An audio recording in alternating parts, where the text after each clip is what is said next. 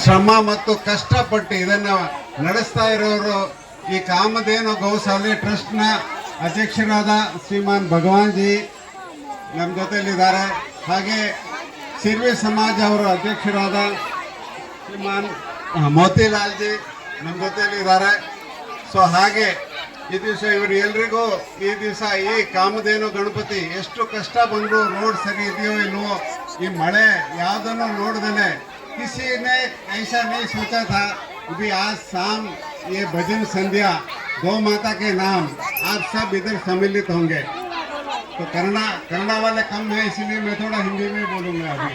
बोलिए sir. And ನಿಮ್ಮೆಲ್ಲರಿಗೂ ಕನ್ನಡದಲ್ಲಿ ಒಂದು ಮಾತು ಹೇಳ್ಬೋದು. ಕಾಮಧೇನು ಗೋ ಮಾತೆ, ಕಾಮಧೇನು ಅಂದರೆ ಅದರಲ್ಲಿ ಎಷ್ಟು ದೇವರದ ನಿವಾಸ ಇದೆ. गौ माता के अंदर कितने भगवान विराजते हैं आप सबको मालूम है.